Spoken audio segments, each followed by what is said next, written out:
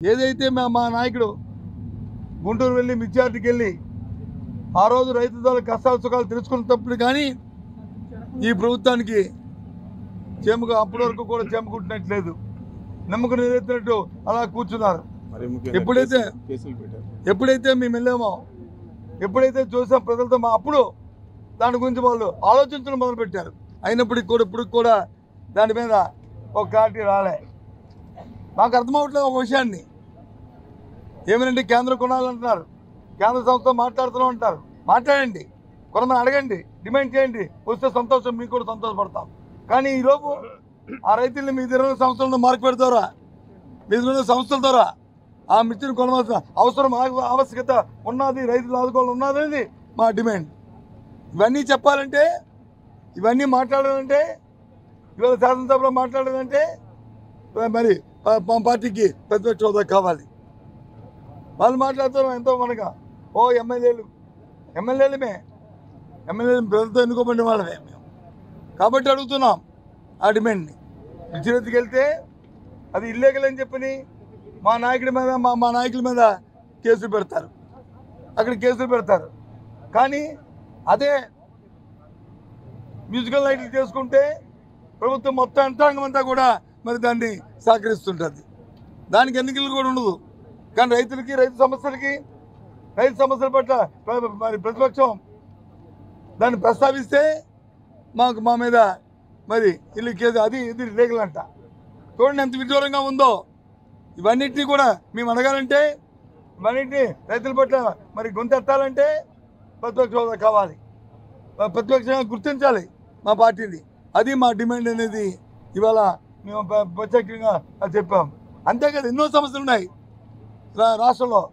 అంతానా super 6 అన్నారు, super 6 కాదు, super 8 కాదు, సూపర్ 1 వరకు 1.5 వరకు వచ్చింది. ఏదైతే 3,000 రూపాయల పెన్షన్ ఉందో 4,000 ఇచ్చారు తప్ప ఏమి ఇచ్చారు చెప్పనండి. ఈ ప్రభుత్వం 9 నెలలు అయింది, ఇంకా కొత్త బడ్జెట్ని పెడుతున్నారు.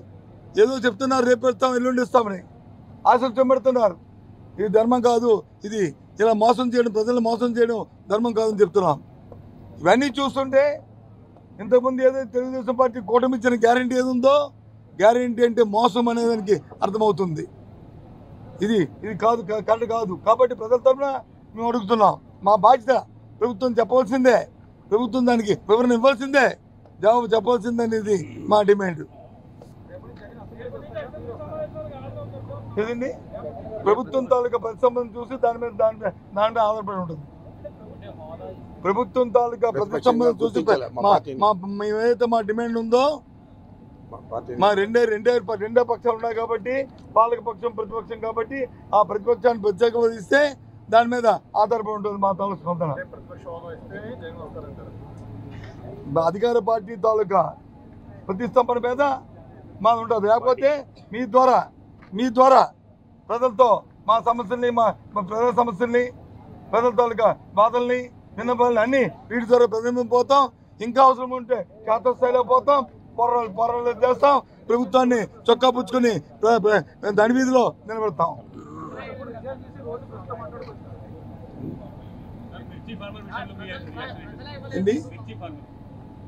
మిర్చి ఫార్మర్స్ చెప్పగా మా డిమాండ్, మిర్చి ఫార్మర్స్కి మద్దతు ధర ప్రభుత్వం ప్రకటించాలి.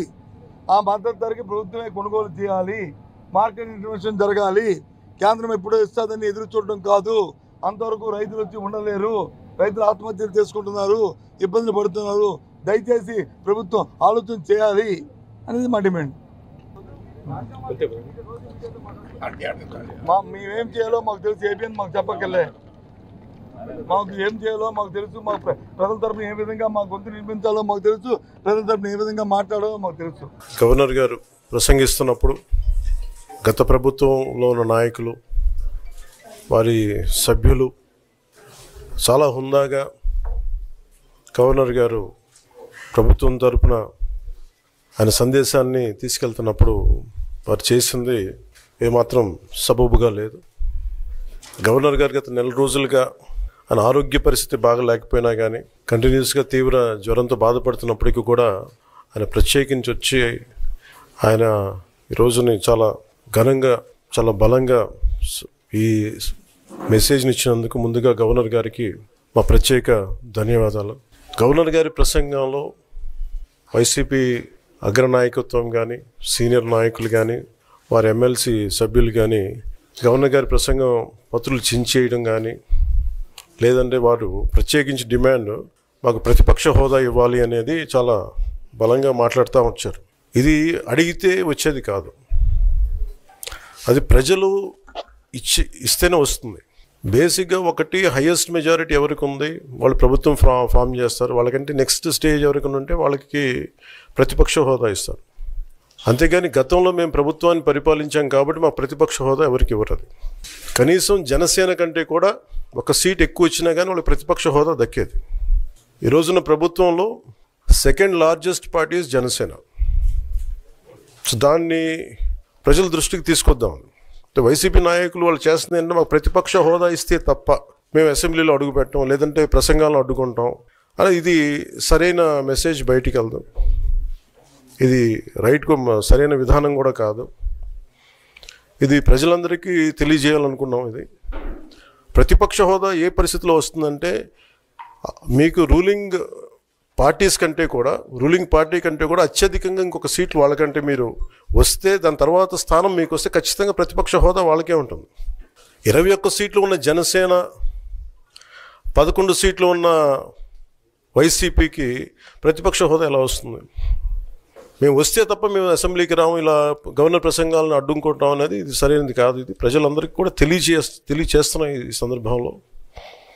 అందుకని ఇది భవిష్యత్తులో కూడా మేము కోరుకునేది వైసీపీ నాయకుల్ని, మీకు ప్రతిపక్ష హోదా ఇవ్వకపోయినా ప్రజలు మీకు 11 సీట్లు ఇచ్చారు, దాన్ని గౌరవించి మీరు అసెంబ్లీకి రండి. మీ స్థాయికి తగ్గట్టుగా మీకు ఎన్ని ప్రశ్నలు అడగాలో దాన్ని తగ్గట్టుగా ఇస్తారు మీకు. ఇవన్నీ దాటి మన స్పీకర్ గారు కూడా చాలా గౌరవంగా వాళ్ళు 11 సీట్లు వచ్చినప్పటికీ కూడా చాలా గౌరవంతో ఇంతకాలం వాళ్ళకి ఇస్తూ వచ్చారు. ప్రశ్నోత్తరాల సమయంలో కూడా ఆయనకి ఇచ్చారు. గతంలో కూడా ఇవన్నీ ఆయన రావడానికి కూడా ఆయన ఎలా రావాలి, ఏం చేయాలి, దానికి కూడా చాలా ఏమాత్రం ఇబ్బంది పెట్టకుండా గతంలో కూడా చేశారు. ఫస్ట్ మీరు మనకి గవర్నమెంట్ ఫామ్ అయిన తర్వాత కూడా వీటిని దృష్టిలో పెట్టుకొని వైసీపీ కొంచెం హుందాగా వ్యవహరించాల్సిన అవసరం ఉంది. వైసీపీ నాయకులకు కూడా మీకు బాధ్యత ఉంది. గవర్నర్ గారి ప్రసంగాన్ని మీరు ఆ విధంగా మీరు ప్రశాంతంగా విని దాన్ని జరుగుతున్న సమావేశాల్లో మీరు దాని లోటుపాట్లు మీరు చెప్తే బాగుంటుంది తప్ప ఇలా కూర్చోబెట్టి అరుపులు కేకలు ఇది సమంజసంగా లేదు. అంటే అర్ధాంతరంగా ప్రతిదానికి అసెంబ్లీలోకి రాగానే గొడవ పెట్టుకోవాలి, దేన్నైనా విభేదించాలనేది ఇది చాలా లో లెవెల్ ఆలోచన విధానం, లో లెవెల్ స్ట్రాటజీ. అది ప్లీజ్ మీరు అప్గ్రేడ్ అవ్వండి, మీరు అప్లిఫ్ట్ చేసుకొని మీరు కూర్చోబెట్టి డెమోక్రటిక్ ప్రాసెస్కి గౌరవం ఇవ్వండి. మనస్ఫూర్తిగా వైసీపీ నాయకులకి ఇది నా విన్నపం, నా విజ్ఞాపన. This what I would like to say. And నిజంగా కావాలి అంటే మీరు ఈ 5 సంవత్సరాల్లో మీరు ప్రతిపక్ష హోదా మీకు రాదు, అది మీరు మెంటల్గా ప్రిపేర్ అయిపోండి. 11 సీట్లతోటి మీకు ప్రతిపక్ష హోదా ఇవ్వబడదు, రాదు. ఎందుకంటే ఇట్ ఈస్ చంద్రబాబు గారు, గౌరవ ముఖ్యమంత్రి చంద్రబాబు గారు డిసైడ్ చేసేది కాదు, జనసేన డిసైడ్ చేసేది కాదు. దానికి రూల్స్ ఉన్నాయి, దానికి రెగ్యులేషన్స్ ఉన్నాయి, నామ్స్ ఉన్నాయి. ఉదాహరణకి నేనే మన కేంద్ర ప్రభుత్వం ఫార్మేషన్కి మేము వెళ్ళినప్పుడు పార్లమెంటరీ లీడర్ని మనం కూర్చున్నప్పుడు ఎన్డీఏ పక్ష నాయకుడు ఎన్నుకోవాలనుకున్నప్పుడు నేను నాయకుల స్థాయిలో నేను కూర్చున్నాను. అదే నేను ఇక్కడ మంత్రిగా ప్రమాణ స్వీకారం చేసేటప్పటికి నన్ను ప్రధానమంత్రి గారి పక్కన నన్ను కూర్చోబెట్టలా. నేను డిప్యూటీ సీఎం అయినప్పటికీ కూడా అది మంత్రి హోదానే కాబట్టి తిరిగి నన్ను మంత్రులందరూ పక్కనే కూర్చోబెట్టారు తప్ప ప్రత్యేకంగా నన్ను అక్కడ కూర్చోబెట్టలేదు. They are very specific rules and regulations నడుస్తాయి. ఉదాహరణకి పొద్దున కూడా స్పీకర్ గారు ఎదురొస్తే నేను అసెంబ్లీలోకి అడుగు పెడతా ఉంటే స్పీకర్ గారు ఎదురొచ్చారు. మనకి వచ్చి ఆయనతో పాటు రండి అని వెళ్తుంటే ముందుకు తీసుకెళ్తుంటే నాకు అనిపించింది, సార్ ఇది డిప్యూటీ సీఎంకి ప్రోటోకాల్ ఉండదు, ఓన్లీ ముఖ్యమంత్రి గారు, స్పీకర్, మనకు కౌన్సిల్లో ఉండే చైర్మన్ ఆయనే మీరు చేయాల్సింది తప్ప ఇది మేము ఉండేది కాదని చెప్పి నేనే వెళ్ళిపోయాను. ఎందుకంటే మేమే ప్రోటోకాల్స్ బ్రేక్ ఎందుకు చేయమంటే మాకు లేని ప్రోటోకాల్ మేము అడగం. అలాగే వైసీపీ నాయకత్వం కూడా గుర్తించాల్సింది, ఇది మీకు హోదా ఇవ్వబడదు. ఇది చంద్రబాబు గారు ఆప్ చేస్తేనే కాదు, ఇది ఎవరు ఆప్ చేసింది కాదు, మీకు ప్రజలు మీకు ఇవ్వలేదు. మీకు అది మీరు దృష్టిలో పెట్టుకొని మీరు ప్రవర్తించాల్సింది మనస్ఫూర్తిగా నేను వారిని కోరుకున్నాను. అంతేగాని వారిని ఎక్కడ అవమానం పరచాలని కానీ వారిని తగ్గించాలని కానీ లేదు. 175 సీట్లు కేవలం 11 సీట్లే ఇచ్చారు వాళ్ళకి. ఆ దృష్టిలో పెట్టుకొని ప్రవర్తించవలసిందిగా మనస్ఫూర్తిగా వారికి కోరుకుంటూ మీకు తెలియజేసుకున్నాం.